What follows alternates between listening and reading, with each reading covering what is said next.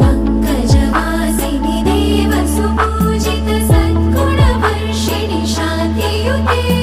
जय जय हे मधुसूदन कामिनि आदिलक्ष्मि जय पालय माम्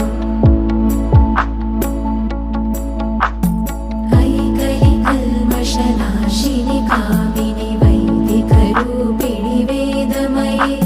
क्षीरसमुद्भव मङ्गलरूपिणि मन्त्रनिवासिनि मन्त्रनुते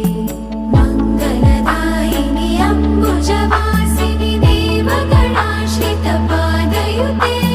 जय जय हे मधुसूदन कामिनि धान्यलक्ष्मि जय पालय माम्